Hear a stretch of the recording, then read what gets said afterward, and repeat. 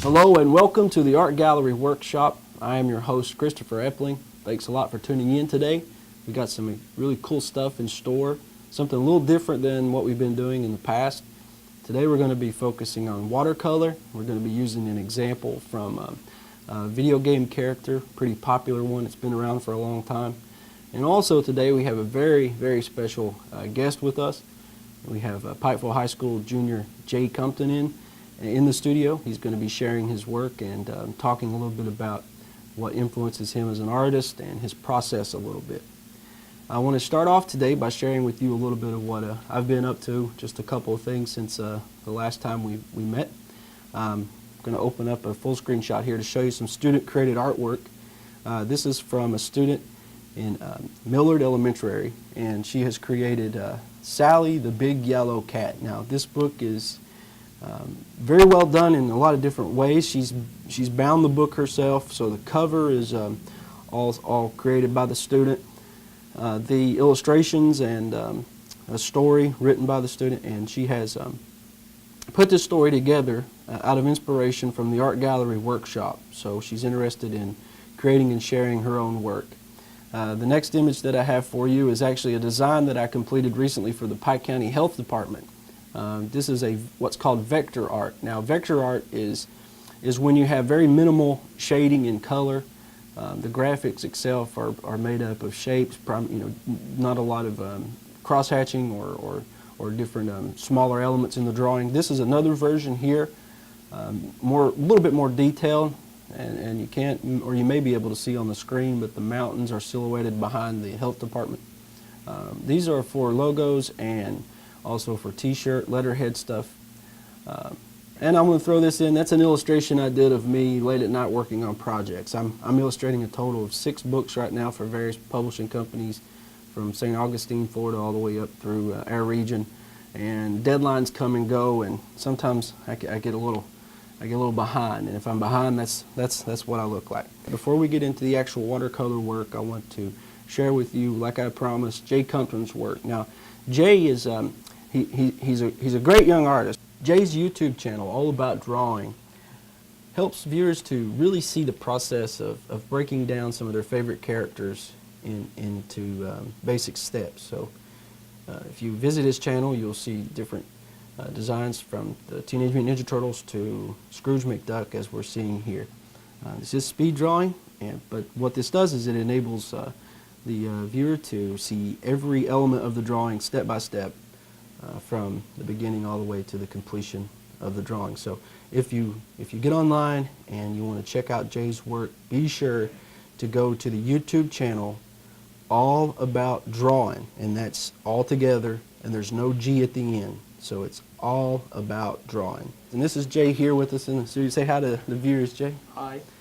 Before we start talking together, I want to show a couple more examples from your portfolio, okay? This is one of the, probably, I guess, my favorite of what you've brought today.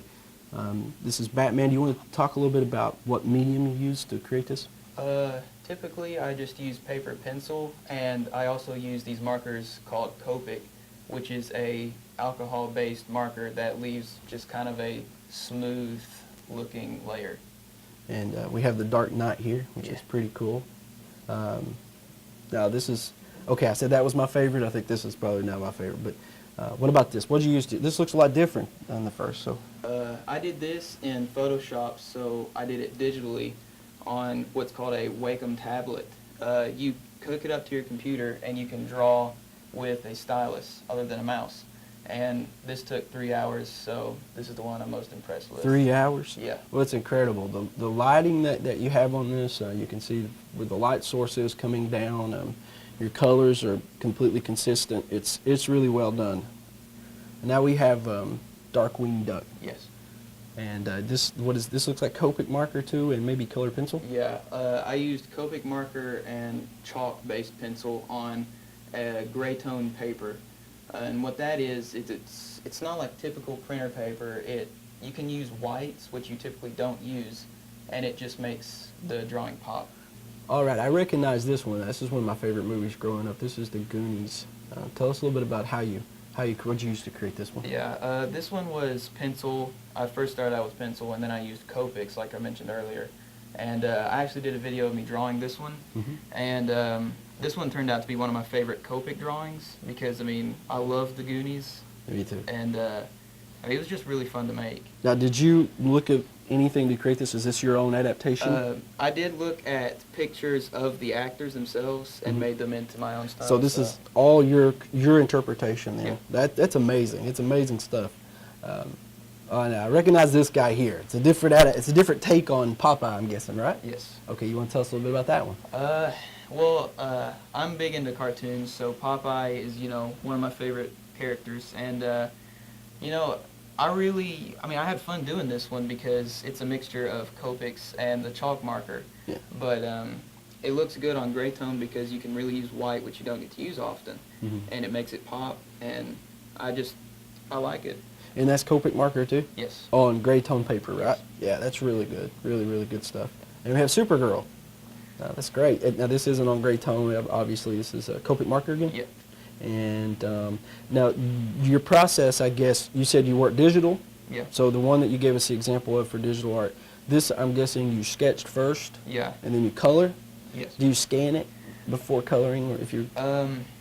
I just usually draw it and then color it. Okay. Only if I'm going to show off my drawing and take it with me, I'm going to scan it. So. Okay, and then you outline it in ink, right? Yes. Okay. All right. Very good. And Teenage Mutant Ninja Turtles, very cool. So this is another one with Copic marker. Yes. And so you draw in pencil first, okay, and then you will color it in Copic, right? And then you outline it in ink. Yes. So that's your process for this one. Very cool. Yep. All right, so incredible work, Jay. I'm so impressed by, you took a summer camp with me a couple years back, and so I've been able to see how you've grown as an artist, and I'm just thoroughly impressed. You've also brought in some of the pieces here that you've shown us, that we've shown on the screen. Yeah. I'll let you go ahead and take that, and let's talk about these a little bit more. All right. So, we got the Goonies. Yeah, we got first. the Goonies. Awesome. We got Supergirl and Turtles again. And this is the actual artwork here. Yeah.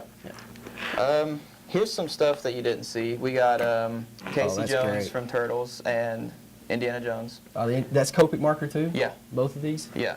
Most of these in here is Copic. That's my preferred kind of thing to color with. Boba Fett? There's Boba Fett. And we got Wolverine with like a Bible verse on it. Yeah.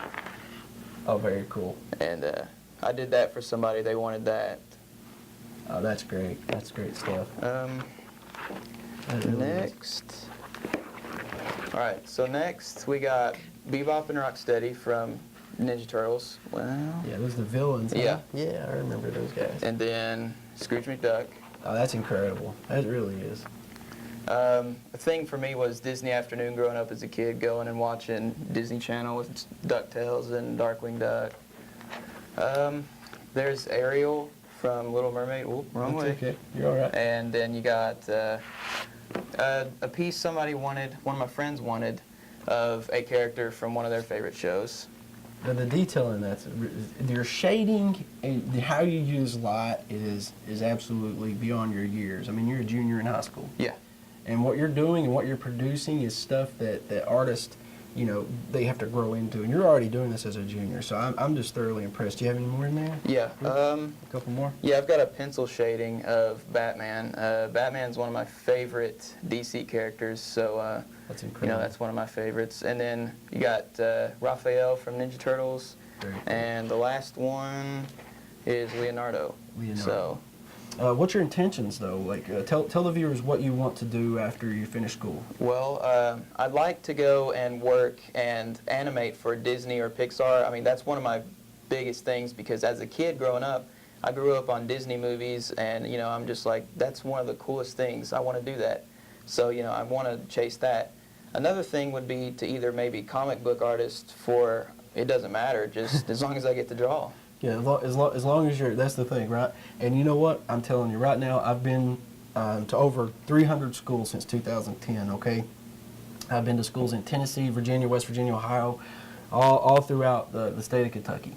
And I can tell you right now, your talent is one of the most substantiated than any student that I've met. And I mean that, okay? I'm not just saying that. You've got a God-given gift, but it takes work, right? Yeah. It takes a lot of working at it. So if you at home want to increase in your skills and you want to get to a point where you feel comfortable maybe creating your own YouTube channel or even creating your own comic book or illustrated work, and you admire what Jay's done and what we've shared with you, what advice do you have for those young artists? Well, if you draw, just keep practicing and just keep at it, because don't stop, because if you stop, then you just lose all progress that you've done.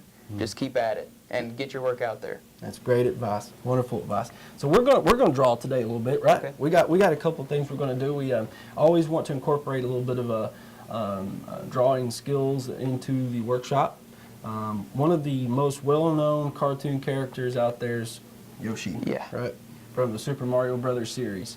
And so Jay and I are going to draw Yoshi, and I promise today's about watercolor. We only have 30 minutes per show, so it's really important for us to, use that time wisely. And so what we're going to do, we're going to only use a couple colors. Yeah. Okay. Watercolor is a very interesting medium. It's one of the best mediums to get involved with if you're especially not used to working with paints, or if you're not used to working with what we call a wet medium. And a wet medium is anything other than your charcoal, graphite, colored pencil, that kind of thing, right? Yeah. Watercolor comes in different forms. You can go to any art supply store and buy what we call the watercolor cakes. And this is basically a tray of color. Each one of these little tiny pieces in this assortment here is a color. You get it wet, you use a typical brush with it, apply a little bit of water to it, and there you go, you've got a little kit to carry around with you. Now, another way that watercolors are produced is in these little tubes. You have these little tiny tubes of watercolor, and these are, you can, they're not that expensive at all. This is applied a little differently to your paper or canvas or whatever you're using than the cakes are. This is a lot like paint. So what you'll do is you'll take one of these tubes, you squeeze a little bit of color onto a palette such as this, it's a little tray, and you apply a little bit of water in that. You can mix these colors and then you apply it that way. So these little pencils here look like colored pencils, but they're actually not colored pencils. You would color as if you were coloring a colored pencil, and then from there you would actually take a brush, so a water brush, or they have these really neat what they call aqua brushes that actually hold water in here as a reservoir. And so you fill it up with water, then you take your brush and apply it down on top of where you've colored with your colored pencil, watercolor pencils. For the purpose of today though, we're going to be using the tubes of paint to kind of give you an idea on how to do that, okay? The first thing we have to do though is we have to draw our image, right? Mm-hmm. So what we're going to do, we're going to use watercolor paper. That comes in different assortment sizes too. We've got Canson's just one of many. So you have Canson here, that's one brand. Then you have Strathmore, that's another. So there's tons of options. You don't necessarily have to go with one thing. If you go to any retail art supply store locally here, you're going to find a ton of paper to choose, okay?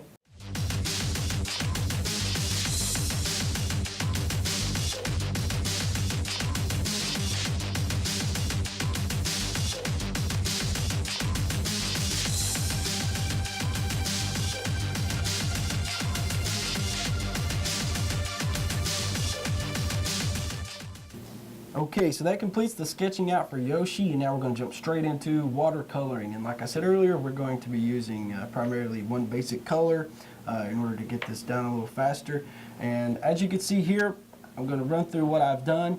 I've pulled out a tube of the green paint, and I've placed that on my palette. We've added, these are water, okay, full of water, and then our paint is actually here. I've got my paint and Jay has his paint.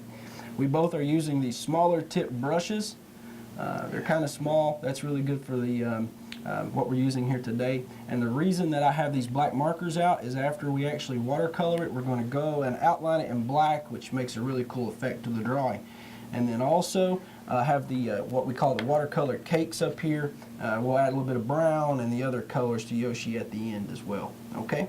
All right, so what we're going to do is we're going to get our brushes really nice and wet. It's good to have a scrap piece of paper laying around like up top here, because what you want to do before you ever start applying color down, you want to test that color out. You want to have something there to test your color out. Now once you think you've got a light enough color, you can go ahead and putting color onto Yoshi. And you know, if you want to take a whole lot of time to get this to look exactly the way you want it, that's fine. We're kind of spotted on time a little bit, so I'm going to kind of apply this in a semi-quick manner. Now you noticed as I'm laying down color on my Yoshi here, it's really light up at the top, and certain areas of his head, the paint will be darker, and that has everything to do with their light source. I'm still pulling color into my brush. I'm using this wet, the wet, I guess we call that divider here, to actually get my color mixed pretty well. As I want more darker color, I simply put the brush into the paint a little bit thicker, applied to the brush, and that gives me a darker tint to my green, as you can see. Okay, I like to start out light at first, so I do very light with the color. As Jay's doing, he's putting the color down very lightly, and then what we'll do from here, we'll go darker with the color. Just remember, it's always easier to add color to a piece than it is to take it away. So what I mean by that is, if you start out really dark, and then later on you say, well, I kind of wish I hadn't have done that. This is actually a lot lighter than what it looks like. It's really hard to go back and take paint away, right, since you've put it on there. Now I think his stomach is a different color, isn't it, Jay? Yeah, it's like a gray, I think. It's a grayish color? Yeah. All right, so we're going to actually apply the green everywhere it needs to be, a little bit more at the top of the nose. You notice that's almost white up here at the top, and you can use your finger and actually move this paint around a little bit. That's the greatest thing about watercolor. And you said you've not used watercolor a whole lot, Jay? No, that's not really my strong suit, but you know. So this is something that you're trying out today, a little bit of experimental too, right? Yeah. And so far it's looking really good what you're doing. Well, you use Copic markers, and with Copic markers you have to work with shading, right? Yeah, with Copic markers it kind of just blends itself, but with watercolor, I guess it's a little bit different. It's a little bit different, but you notice how the paint will actually move around? Yeah. So you can actually, if you need to go back and change it around a little bit, you can move the color around. Now, like I said, even local Walmarts have watercolor. There's a little Crayola kits you can get, whatever. I mean, there's various brands and tons of different types of brands, and you know, watercolor, just like with anything, there's different ranges on prices, okay? So you can get some pretty expensive stuff, or you can go like the route I do and get the basic, and it sometimes works just as well, right? So now what I'm doing is I'm going back over and I'm starting to add a little bit more dark, a little bit more of a hue to certain areas of Yoshi's head and his body. And you said his body's gray, right? His stomach? Yeah, his stomach I think is gray. It's a grayish type color. Yeah. So what we'll do is we'll go back here in a second and we'll actually put that in there too, okay? So we're trying to go through this fairly quickly for you. Go grab, or don't grab, you have to pay for it. But, you know, get yourself some watercolor. Bring it home. You don't necessarily have to have watercolor paper, but it's a good idea. The difference in watercolor paper and your traditional, let's say, just photocopy paper or drawing paper, is that the paper itself has what we call a different tooth to it. I know it's a weird way to put it, but the texture of the paper is thicker. It holds this water more. And you can kind of tell what would happen, or imagine if you were to go, you know, pour water on a traditional piece of copying paper, it's gonna get messed up real fast, isn't it? Oh yeah. So we've got Yoshi here kind of colored out a little bit better. He's got a little bit of a light tone we can see coming, so we'll go ahead now and add a little bit of brown. That's a good thing to clean now with any type of painting you're doing. Keep a paper towel around to kind of wipe your brush out a little bit. And I'm going to use the cakes a little bit now. That's what we had earlier. I showed you that came in the little tray. And I'm going to pull a little bit of brown out of there. Get Yoshi's boots. Watercolor is really cool because it actually, even after it dries, you can go back with it and you can actually change it a little bit. You know, you can apply a little bit of water to it, and it actually causes the paint to moisten up again, and you can move it around, which is always a good thing if you're making mistakes and stuff. So Jay, after you finish up with school, what's your plans on schools? Have you picked a school out yet?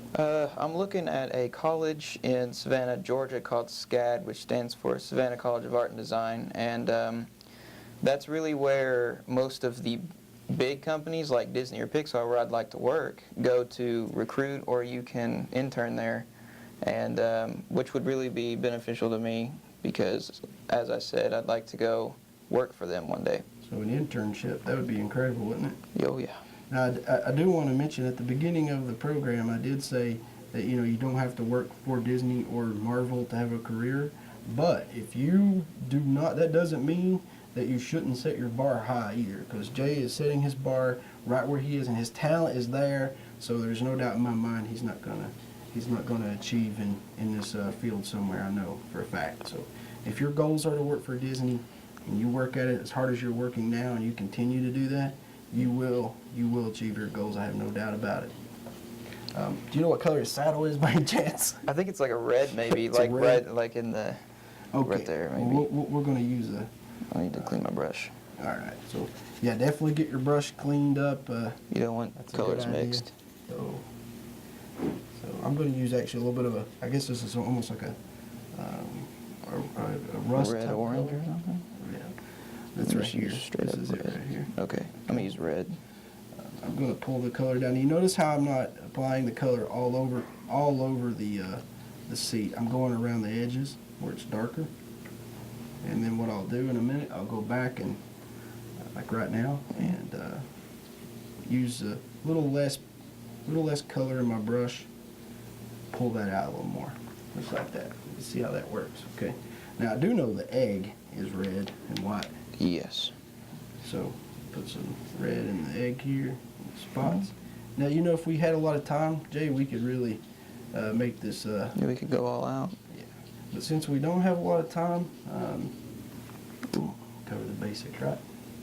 Yeah. Now, Copic markers, they come in all sorts of colors and stuff, but they also have shades of gray, don't they? Yes. They got the basic shades. I think they label them sketch markers, I think. Sketch markers? And what it is, it's just your basic grays. It goes from dark to light, so you can get really just, if you don't want to add too much color and you just want to do a regular gray, then you can just go for that. Okay, so you the same as, it would be shading, right, for different shades? Yeah, it'd be like shading. Okay, and I was really just blown away by your, well, all your work's great, but especially the Batgirl piece. That was incredible. That was using digital, right? Yes. Okay. And I guess his eyes are black. Yeah. I could pull black out of here. Yeah, watercolor is just a wonderful medium.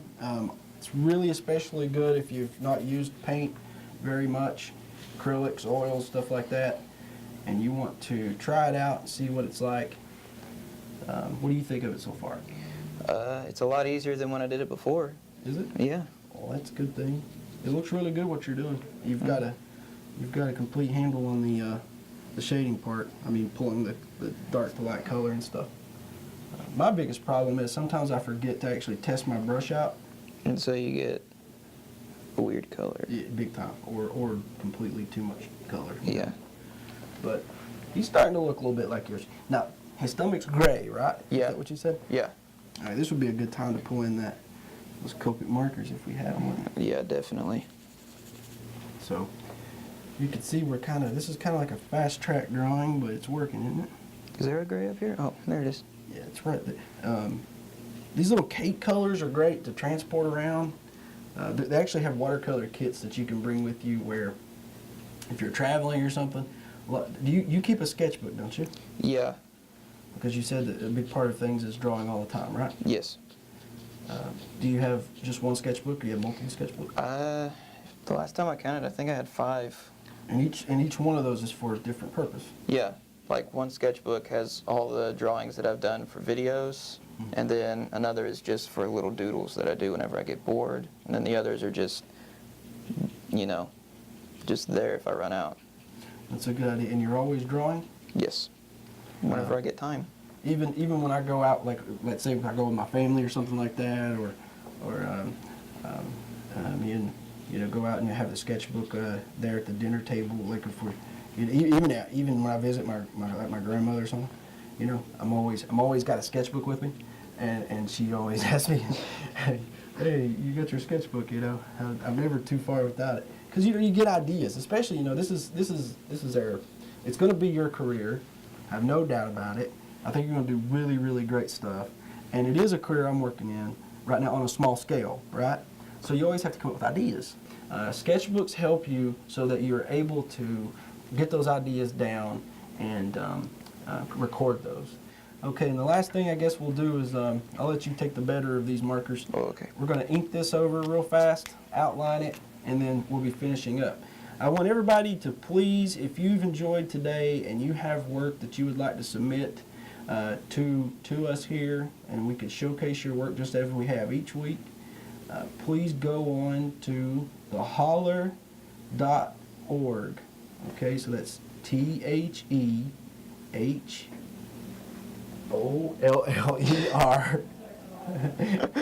Yeah, they're laughing at me in the other room there. I kind of forgot how to spell holler.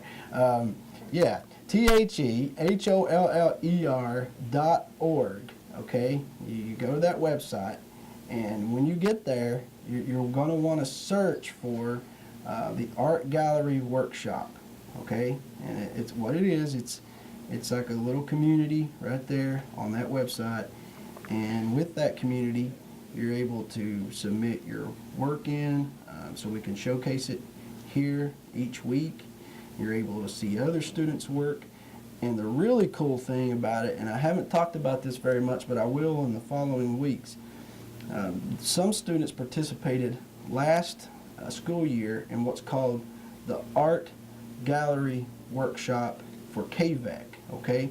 That's really where all this came from. Kelly Thompson there at KVAC, she approached me with the idea of getting students' works published and having students create their own works combining creative writing and the visual arts, okay? And we did that. We conducted an 8-week program, and students submitted their works, and I'm happy to say that there's going to be 4 to 5 students out of that workshop whose works will be published, actually published, okay? It's pretty cool. Jay, I really appreciate you coming in today. Thanks for having me. Had a great time together. We've shared our work, and we just really appreciate you taking time out. And I know everybody in the whole county and everybody in the viewing area, and I know I am, and everybody here at the Holler and at Pike TV, super proud of you, okay? I want you to keep up this good work. Okay. And when you start working for Disney, do me one favor, will you? Sure. I always want to incorporate our region into my work somehow. Okay. So no matter where you go and what you do, okay, make me a promise that you will always, at some point, share a little bit about home with whoever's looking at your work. Definitely. Is that a promise? Oh, yeah.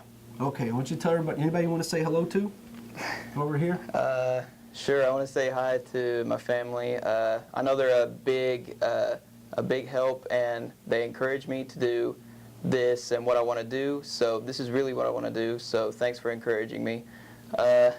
So that's really it. Awesome, man. Thanks a lot, okay? Right. Thanks for having me. Thanks for being here. And if you want to come and spend a little time with us and share your work or just send it in, do that, okay? Really appreciate you tuning in today to the Art Gallery Workshop. Take care and keep drawing.